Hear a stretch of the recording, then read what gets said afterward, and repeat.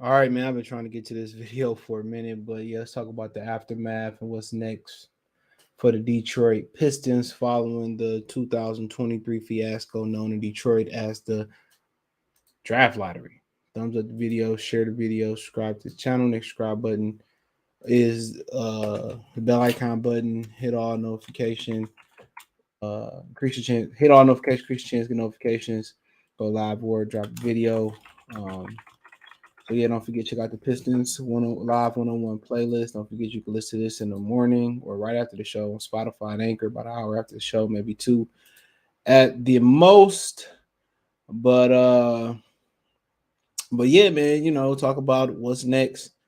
For the Detroit Pistons after this lottery. A lot of us had our hopes up. Even the ones that saying, well, they gonna jerk us, but we had our hopes up and we got let down. But at the end of the day, there are multiple options. I looked at the Cam Whitmore kid, man. He looked like a fake Sadiq Bey. But hey, man, I mean, he kind of what the Pistons looking for too, by the way. But I'm not gonna kind of per se get into any draft, kind of stuff. I gotta take a deeper look. But excuse me. But yeah, man. Obviously, it was a disappointment not getting Victor Wembanyama. Um, you hear Houston is getting a lot of interest from the fourth pick. So, with Houston getting a lot of interest from the fourth pick, naturally you hope that the Detroit Pistons get some some love at the fifth pick. And I think, just kind of flashback on the lottery, I think we got penalized for tanking. So don't ever think the lottery ain't fixed. We got penalized because we tanked. And that's just what it is. They penalized the Detroit Pistons for tanking. Excuse me. And don't let nobody tell you nothing different. Ever since they changed the format in 2019, no number one pick had fell outside the top three. Had never won the draft lottery. So I mean, obviously, it is what it is. You know, you hear people saying the Victor Wembanyama guy is a better prospect than LeBron James. You got people that dispute that, like me. People say, well, he didn't have social media, this, that, and the third, and that's true. Ramon Booth say, I'm not mad. Ticket prices would have been high as hell if we got the number one pick. Um, it is what it is. It costs to play, and everything costs to play. So I really wasn't worried about ticket sales, but I feel you. I really wasn't worried about the ticket sales. If you got the money, you got it. If you don't, you don't. But as soon as they win 2 games in a row, they're gonna shoot them ticket prices up. Hold on.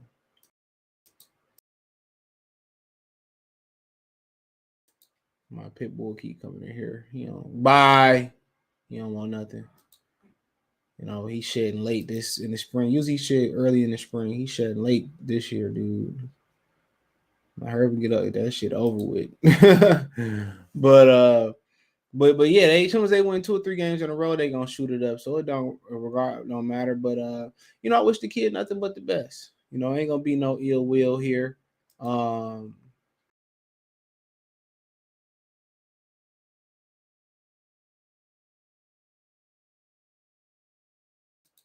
he keep trying to sneak his way in here. Go to your chair. Bye. No. Go to your chair. Bye. I want his shitty butt out of here. I'm flat closing my door. Hold on, real.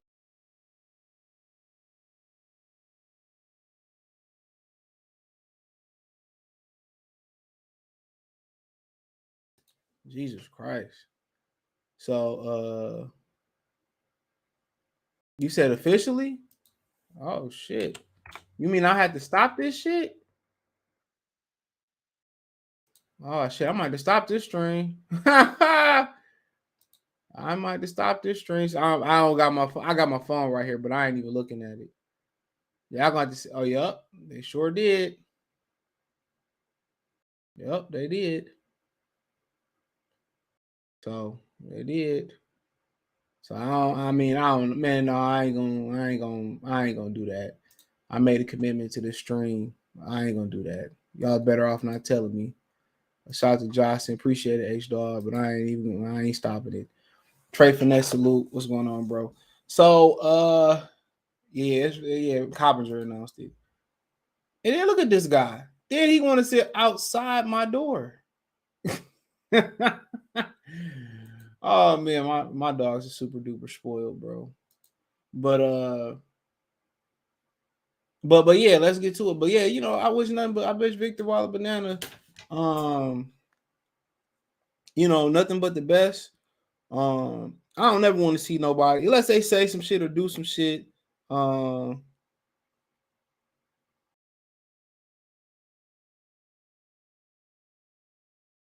Let's say do some shit or do some foul shit. But I want to see all these young guys succeed. But there are other alternative paths to success for the Detroit Pistons when you start to talk about obviously free agency.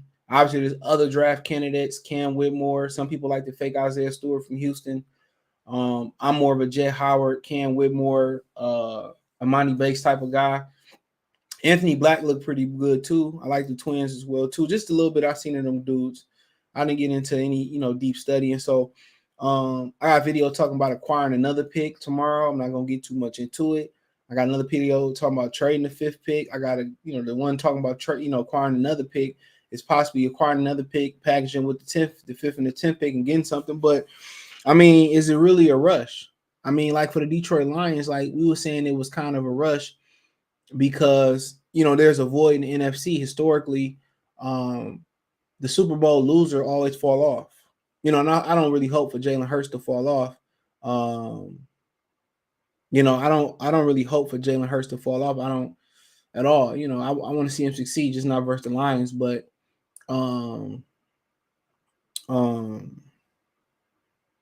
isn't Kobe calling me, dude? I'm live. But I really want to see them, succeed and shit.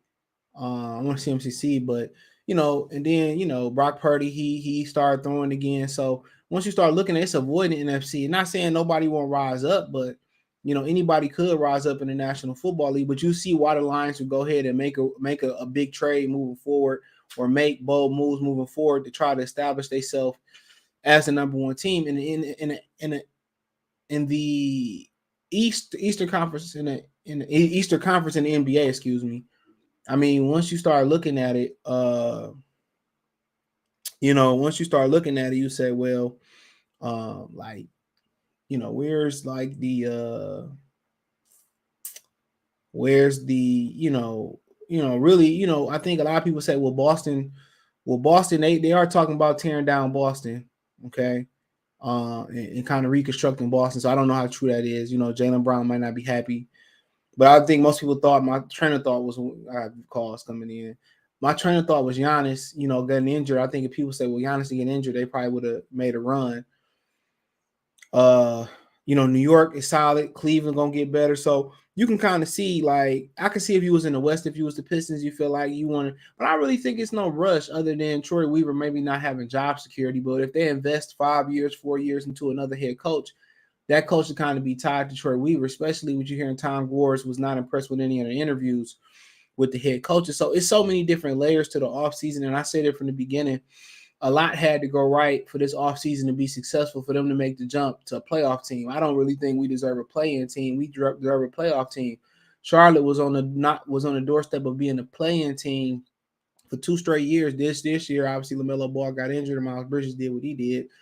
They didn't even make the playoffs. They got the number 2 pick. So once you start kind of looking at the dynamics of it, bro, like I think we deserve to make that jump as a playoff team. I think you really want to be the 6th seed. So, was the lottery a blow? Absolutely was a blow. But also the negative about winning Victor Waller Banana in the lottery, saying that's who you was going to take. The true negative about that was, once again, you had to find another way to fit somebody who needed the ball in their hand to be effective into the offense. So you see what I'm saying? So right now, when you look at that Cam Whitmore kid, I just want to use him as an example. Right now, he's a guy who's a slasher, an explosive jumper, from what I see, a knockdown 3-point shooter, not going to create his own shit off the dribble. But guess what? You don't need that. 230 plus pounds is what they're saying he is. So he got an NBA ready body. pretty athletic, and he can shoot, and he got great defensive potential. Guess what you need at the 3 position? You need somebody that's strong. You need somebody that can shoot.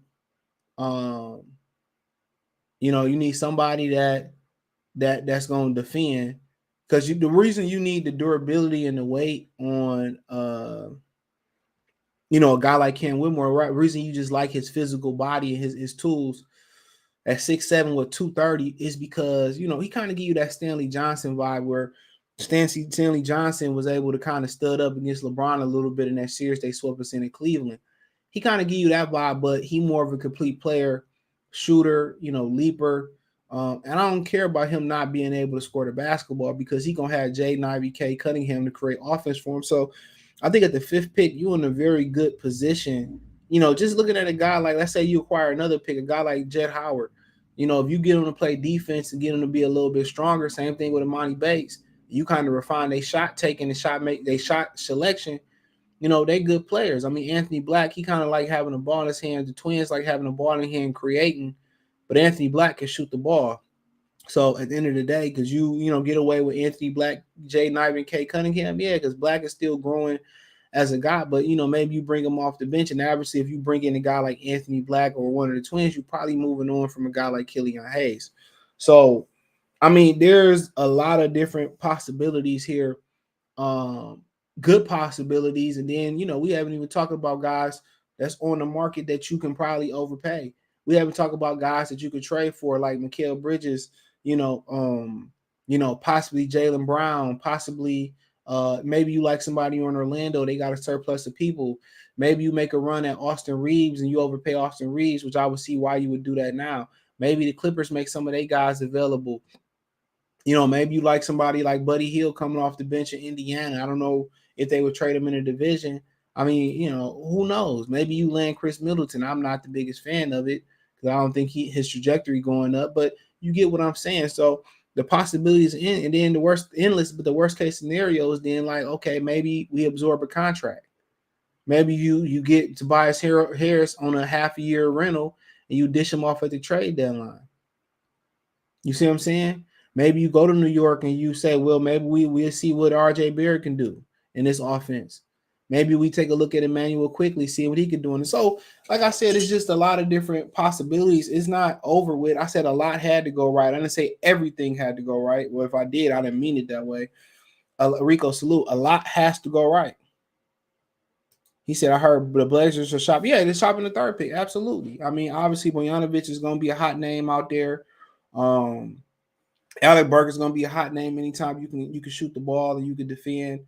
I don't know how much stock Wiseman to have. Obviously, if they wanted to roll with Wiseman and not Duren would have more stock, which I don't approve of that message. But I mean, once you kind of digging into the draft, it's a lot of guys with potential. I feel that they owe us a jump to the playoffs, to be honest.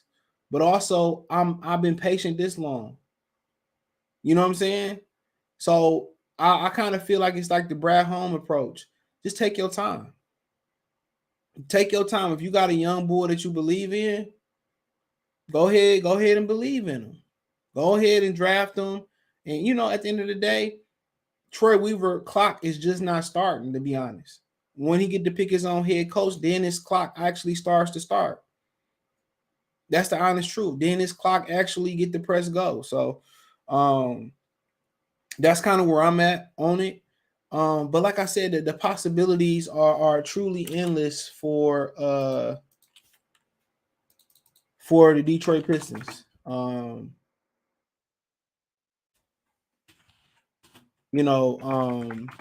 Just looking at free agency. Hold on, I'm all off here. I gotta get me a new chair, bro. This chair irritating. I spent all this money on this chair too. But yeah, just to kind of look at some of the free agency out here. I mean, there's a plethora of options here, and obviously, our definition in Detroit of big free agents is different from the definition of free agents for our definition. Their definition is like, oh, we signed Karis LeVert, that's a big free agent. But I mean, once you sit here, you go through it. Westbrook, James Harden, Chris Middleton, Kyrie Irving, Porzingis, D'Angelo Russell, Kevin Love, Vujovic, Draymond Green. He got a player. A couple of these guys got player options. Harrison Barnes, Jeremy Grant, Karis LeVert, Gary Trent Jr., Malik Beasley, um, Derrick Rose, Will Barton, Christian Wood. I go through by position. Kelly Oubre, Josh Hart, Hoas, Dylan Brooks. I mean, you got a number of these dudes. Um, Bruce Brown, man, I hope he signed back with Denver. I like what he's doing. Seth Curry is another good one. So I mean, there's a lot of ways that they can go ahead and actually attack this thing, and they got a plethora of guys that they actually can pay and get competitive. But I think the number one thing is kind of knowing what you need fit wise. And two of the biggest positions that they need, in my opinion, is power forward and small forward. You know what I'm saying? And then they also need depth. So kind of when you getting into kind of the things that um kind of when you get into the things that you looking for. I mean, there's a number of guys you hear that like Kyle Kuzma, but my issue with Kyle Kuzma, for some reason, they stat thing don't work. They stat tab don't work too good. But one thing about Kyle Kuzma that I have concerns about, I don't think the maturity issue of being close to home is an issue. I think he's solid, bro. He's solid dude, bro. Dude, do some things for his community and stuff, give some shoes away. So Cool's a solid dude, bro. So I don't really worry about him being close to Flint and getting in any type of trouble. But kind of what worries me is this thing right here. You know what I'm saying? And kind of this right here. Those are two numbers that scare you about Kyle Kuzma. We need shooting, you know. And once you look through his numbers, I mean, he's a below 35%, below 34% three-point shooter. So he's not a great sharpshooter from the outside, you know. And he doesn't shoot below 73% free throw shooter. So at the end of the day, and then he don't give you a lot of value in rebounding, even though he kind of give you kind of a tweener vibes, 3-4 vibes. He could do a lot of things. He could post in, but he just, he could take you off the dribble. But then again, kind of what we need defenders and 3-point shooters. That's what we need. We don't need any more guys in the starting lineup who can put that ball on the ground and get their own bucket. That's if you can do that too, cool. But if your main function is going out there and defending and hitting and being shooting and hitting open shots, that's kind of what we need you to do. You know what I'm saying? So that's one of the names that's linked to it. Draymond is another name that's consistently linked. He from here too, starting off with the hometown guys. But the issue with Draymond is, guess what? He good facilitating and creating for everybody else, and not a great shooter, a willing shooter, but not a great shooter. Once again, we got facilitators. We got two guys who can run the point and facilitate. And he don't shoot well, but he will bring a mentality that can help get the Pistons over the top. But then some immaturity with getting emotional and punching Jordan Poole, and we'll talk about him later. So, Harrison Barnes, just never been a fan of him, never been a fan of the hype. Now, Chris Middleton is another interesting character. Physically, you could be buying broken goods. I mean, obviously, your doctor's going to have to check him out. I don't think he got a proper a way to heal. I think he may have been rushed back a little bit. I mean, at 32 years old, I mean, I think you comfortable one to get him a 3-year contract, maybe. But I don't think it's going to be a lot of competition for Chris Middleton. He didn't play well at all this year, and obviously, he coming off injury. You know what I mean? And you look historically, last year he shot below 32% from three, but that's an anomaly. 37, 41, 41. I mean, he been around 40% for his whole career. 38% to be exact, damn near 39. So he can shoot it. He can defend the position. He brings championship caliber. I mean, obviously he played in Detroit, 3-time All-Star. You will be rolling the dice on Chris Middleton. That's just what it is. You will be rolling the dice, not from a situation of not knowing what you're going to get from a character standpoint of view, just from a physical standpoint of view.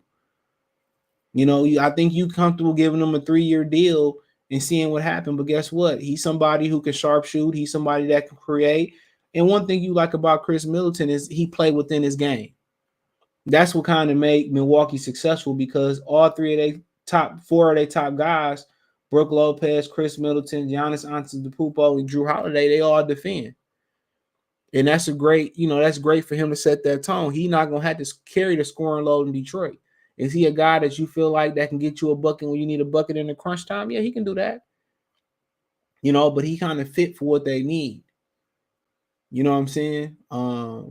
So I think he, at this point, he probably want to get his money, but you still want to be in a winning situation.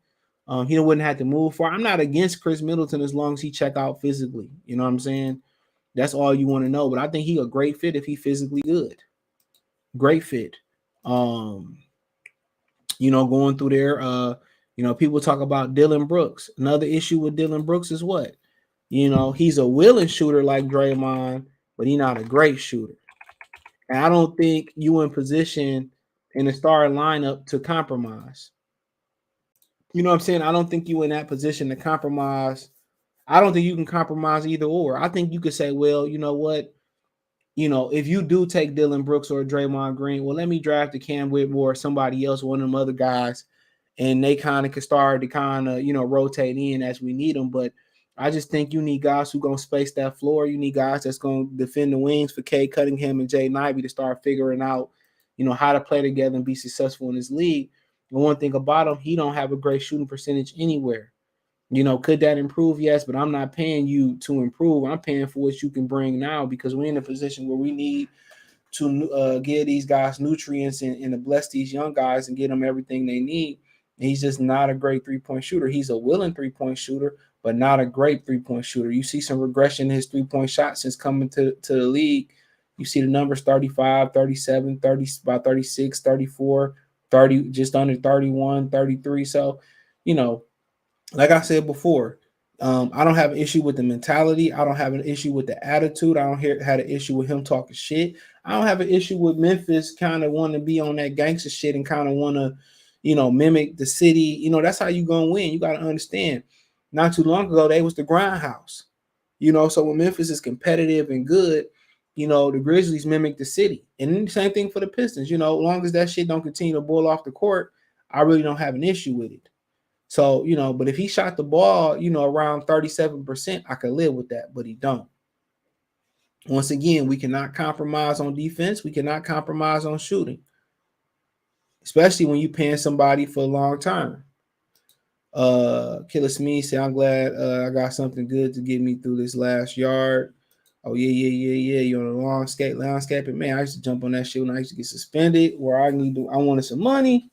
Man. I remember my mom got out there and did that shit one day. Didn't do that shit again. I would take Cam Whitmore. Villanova guys always play roles. They produce solid NBA, especially wings. I would agree. Sadiq Bey down there doing his thing. Raw podcast, salute. He said Taylor Hendricks is going to be great for the roaming Giannis AD, which can be more transformative for defense. He's a perfect. I don't like the way that motherfucker shoot though. He got a funny looking shot, but I got to look at him more. I looked a little bit at him. That's a kid from University of Central Florida. Shout out to Central Florida. He said Kuzma can knock down the three ball. It's hard to find guys that stroke it like Reggie Miller. I don't need you to do that, but I'll get there. But I don't need you to do that, bro. You at least got to defend. I at least need you around 38%. Ken Whitmore kind of play Anthony Edwards, but like a Walmart version. But he's strong as fuck too, dude. That's a great comparison. Like he's strong as hell. He don't have the ability to take you off the dribble, but we don't need that. We just need you to catch, shoot, and defend. And kind of, body up. Pistons still don't have an identity. Who's the leader? I think Cade. I don't think you're gonna say, well, I don't like it comparing Cade and Ivy. Cade Cunningham is the leader. I think that will be established next year. But they all can lead together. Sometimes you need a little veteran leadership in there too to kind of show these guys how to lead in this league. We just need the defensive player to give us an identity, man. They need a couple of them, bro. They need a couple of them because you had Tayshaun, Ben. They were really, really good, really good defenders. You know what I'm saying? And then you added Rasheed, really, really good defender. Well, Ben and Tayshaun was great. Rasheed was really, really good defender. So you had three really good defensive players across that front line. Right now, you got Jay Ivey. So I think with Kay Cunningham and Jay Ivy, you got Dern, excuse me. But I think with Ivy and Dern, I think they could be a better defensive backcourt than Rip and Chauncey was. But I just think you really don't want them guarding the Jason Tatums. You really don't want them guarding, the Jimmy Butlers a 24/7. You want to be able to throw a Cam Whitmore in there. You want to be able to rotate a guy off the bench in there. You want to be able to have a handful of guys, because what's this league made of? It's made of wings right now. You think you at Wingstop, lemon pepper my wings. You would think you at Wingstop or some shit like that. But the no Gallinari, Boston could have used that ass this year. I think he tore his shit up. Another guy, man, Cam Reddish, right? I was speaking on somebody earlier in one of my videos, and it's gonna come up tomorrow. And I was speaking on one of these guys, and I said, man, if you go trade for this guy or you pick this guy up, you can just go get Cam Reddish. It was somebody I was talking about trading for. I couldn't remember who the hell it was. I don't think I was talking about Jeremy Grant. It was somebody. I was like, man, you better off going to get. I think it was RJ Barrett. I was talking about today. And I was like, you could just go get Cam Reddish. Now, the thing about Cam Reddish is this, bro. Is he not gonna come in and he not gonna be able to fit what you need starting wise, right?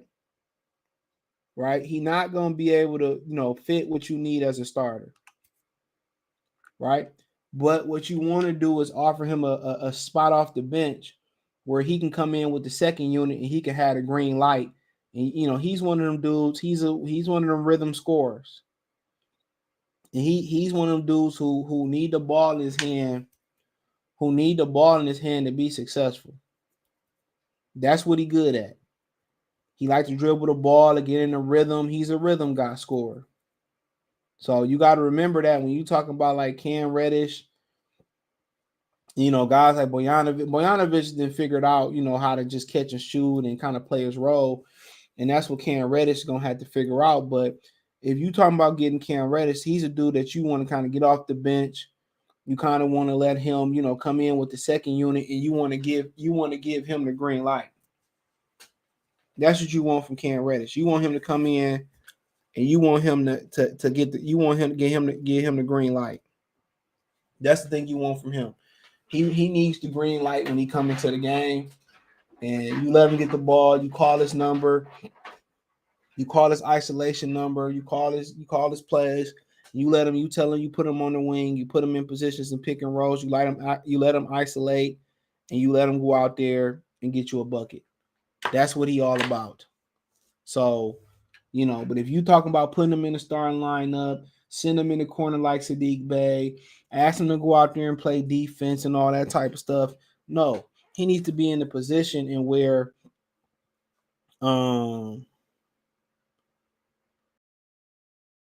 he needs to be in the position and where he got the green light to score.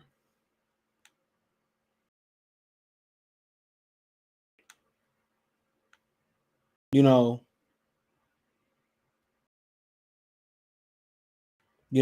to be in the position to score. So yeah. That's kind of the position that he need to be in, bro. Straight up and down. Straight up and down. So, but yeah, I think it's still hope for him, but you can't just sit him on the bench or whatever, right? You can't sit him on the bench and I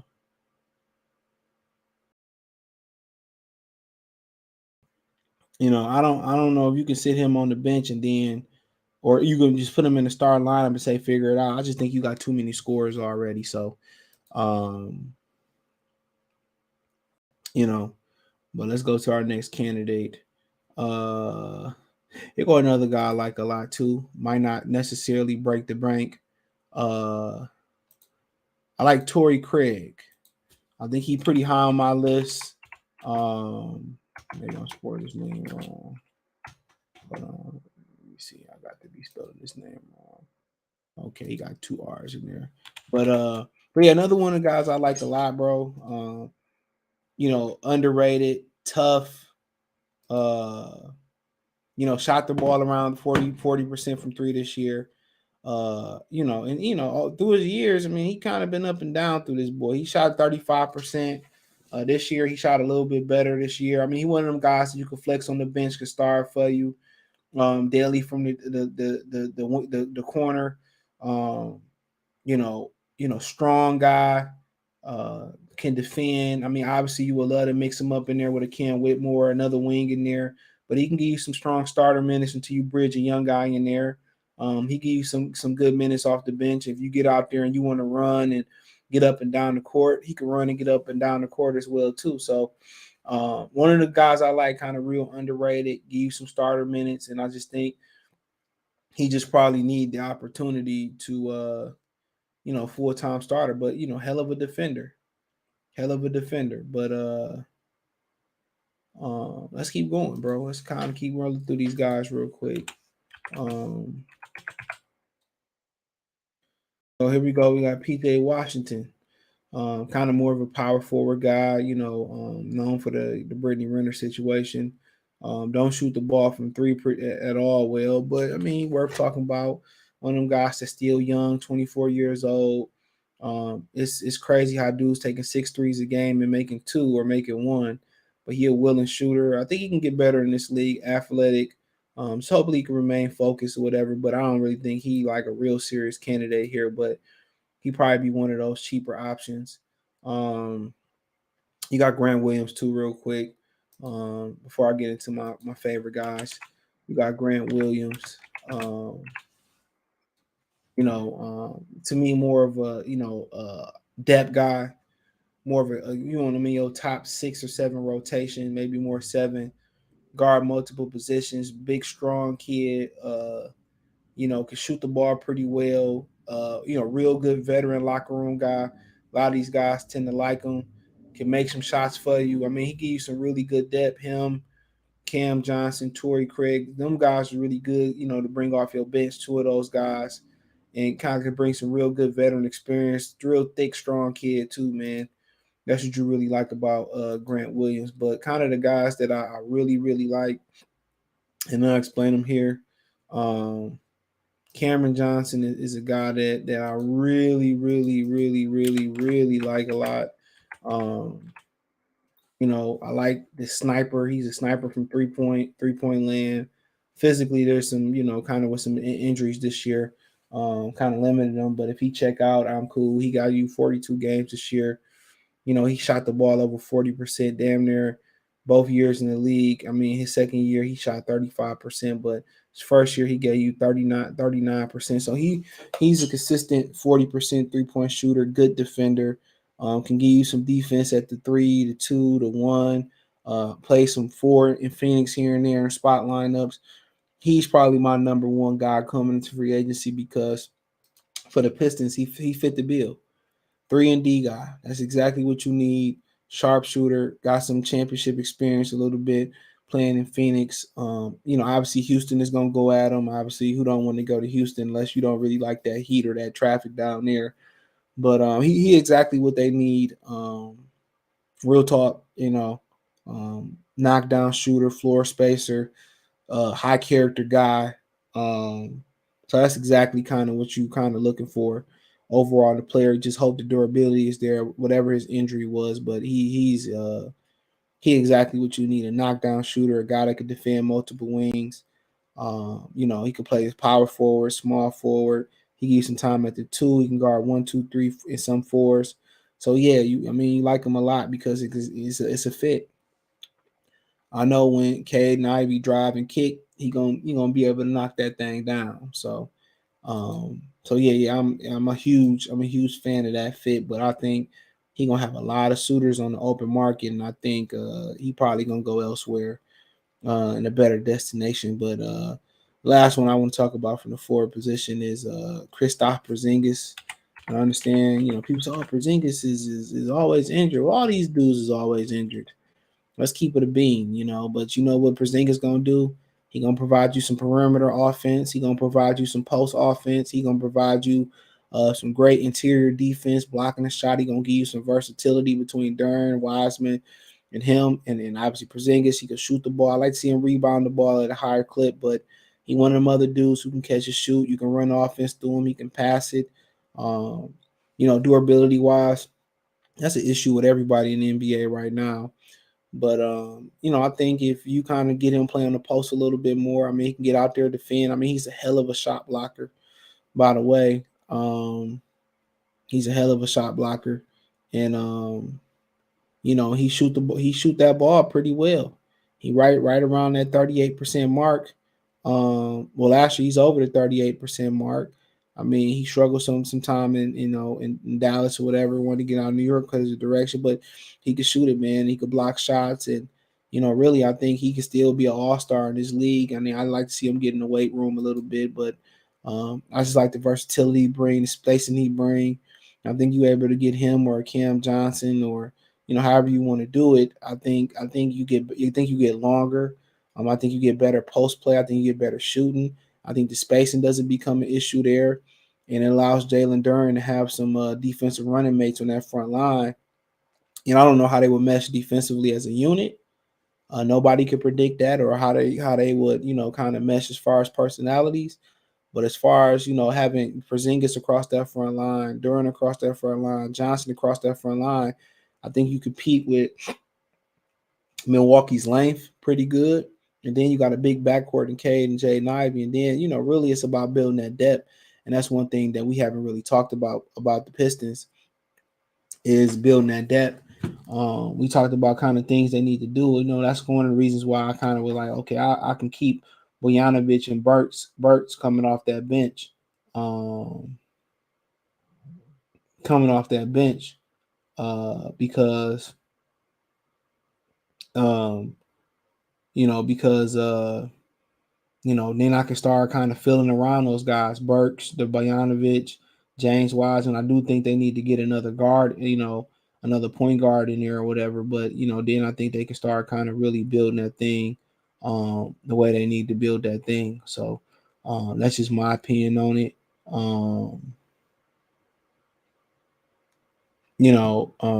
But yeah, those kind of guys I like. Just from the forward positions. I mean, then we can kind of just talk about other things too. Other positions they could, possibly, look at. I mean, um, really, that's about it. To be honest, I mean, you can look at some guards, and obviously they got to let go of some guys too, man. Jordan Clarkson, he another interesting guy that you probably would look to bring off the bench if you move Bojanovic. I mean, him and Bojanovic should be a powerful 1-2 bench. Malik Beasley, another guy. You talk about you need guys to continue to guard the wings. He another guy you probably bring off the bench that can guard the wings, but unlike Hali Diallo, he can shoot the ball. Some good guys. I mean, if you want to, kind of, indulge in the Karis LeVert thing, you got to understand you got to bring him off the bench. You know, you know, and let him do his thing. So you got to understand, man. Looking at in the Denver was able to have some depth in there.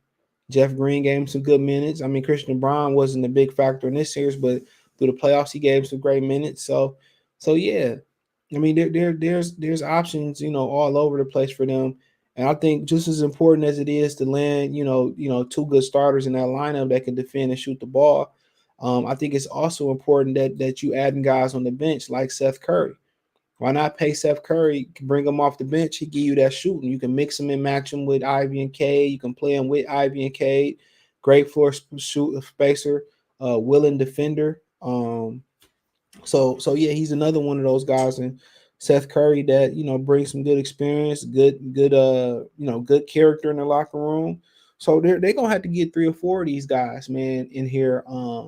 If they really want to make that jump. And then the thing about it is you can get the right pieces, but is they gonna gel together? And I think they got a lot of receptive young guys in their locker room. I think they got a good young locker room. I think they got some good character guys in there. And the thing about it is just, Detroit Weaver see it the same way I see it about putting the right fits around them, and that's shooters and defenders. You know, Ben Wallace wasn't by himself. You know, you can bring Lindsey and Mike James off the bench. You know what I'm saying? You know, Joe Dumars and Isaiah wasn't by themselves. Rick Mahorn, Bill Lambier, John Sally, James Edwards. You know what I'm saying? You go on and on. Dennis Rodman. You know, but more than the individual defensive talent, they have to gel as an offense and a defense unit. And that's what kind of make the battle for the Pistons, you know, the uphill battle so crucial for them is that they gotta gel. They literally have to gel offensively and defensively. But the positive thing about them gelling offensively and defensively is that they a young team. So it's not like, okay, I gotta scrap this mindset or I gotta tear it down and build it up. No, you don't have to tear it down and build it up. You know what I'm saying? You don't have to tear this down and build it up. You don't, you know, you don't have to tear this thing down and build it up. So that's the great thing about it. You know, you don't have to tear this thing down and build it up. So um so you just at a point where they have to learn and they have to grow together. They have to learn and they have to grow together. And if that happens where they can learn and they can grow together, um then everything should be smooth. But they're gonna need them veterans, they're gonna need them defenders, they're gonna need them shooters. And just to kind of let y'all know, they can't compromise. They can't compromise. To be real, they can't compromise. They can't compromise.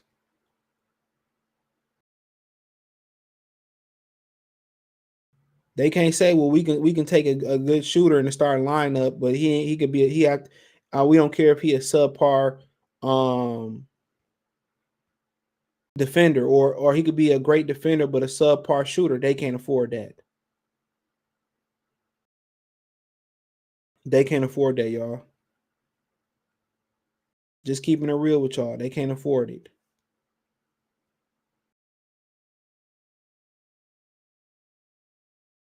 You know, they have to be good or great at both. So yeah, it has to be both.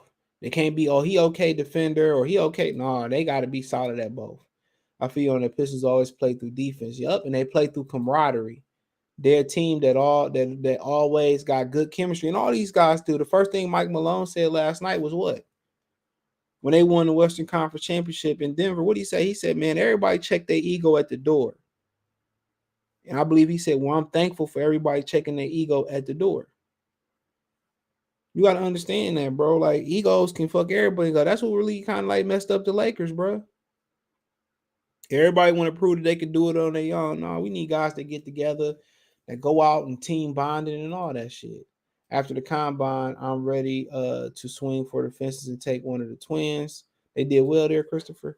Y'all throw the bag at Reeves. He's a guy that can spot up a solid. Yeah, he is, bro. I gotta give him credit, bro. Austin Reeves was a bad motherfucker. I wouldn't mind bringing him here. Pistons, well, he turned down a two-way contract here or some shit like that. Pistons, when they do win, it's always defense is the key. He said, yeah, you should watch Hendricks more. Excellent defender, a shot good from three-point percentage, which is indicate good NBA shooting. He just got a funky ass shot. Can't get with his shot. It bothers me. Reddish is a waste of time. Chuck Salute said hit the like button, everybody. What happened to Miles Bridges? Well, he just was on FaceTime with Michael Jordan. You know, Michael Jordan talking about selling the Cats or the Hornets. Sound like he might be coming back. Well, what actually happened, dude? I did an update video. Well, he kind of got exonerated a little bit because, he recorded that chick kind of like being violent with him. And then after that, people kind of start backing up off of him. And, but he ended up getting a 30-game suspension, I believe, or something like that. So yeah, pretty much he playing in Charlotte next year. There you go. Long story short, but Michael's selling the team, so you don't know what the new owner gonna do. But that's the rumor. Cam Johnson's nice, plays defense, knocked down the three ball. Porzingis is a beast. Yeah, you need to get in the weight room though. He said, "I'll focus on the Pistons culture search. I ain't really think about the draft, man. That coach ain't gonna mean, man. The three coaches they got, bro. You better just cross your fingers and dot your eyes and cross your T's." He said the Pistons must need to have improved. They need improved offense, Michael, defense, everything. I like Hachimura more than Johnson, younger, stronger. No, I don't. You smoking crack there. Hell no, I don't want no goddamn Hachi Miura over no Cam Johnson. Cam Johnson way better than Hachi Miura. Way better. That ain't even no competition, dude. He is stronger, but Cam Johnson way better. Hachi Miura, man, he ain't did shit in this league. I'm surprised he played well with LeBron James. But then again, I got to give him a disclaimer because he ain't been able to be healthy neither, though. So we can't really disrespect him like that. He ain't been able to be healthy, but that's all I got for y'all tonight, man. I wanted to squeeze this in, man. I tried to duck it again. I've been ducking this video since last Tuesday, but I'm trying to be more consistent on the live streams, man. He said I like Porzingis. They sign him to get rid of Bagley. I completely fine. Bagley probably gonna be carrying niggas. It'll be involved in a signing trade, or he probably gonna be carrying bags and luggage. He gonna probably be the 15th man off the bench. Remember Ronald Dupree used to be like the 15th man off the bench. But yeah, let me get out of here, man. Appreciate y'all. Peace.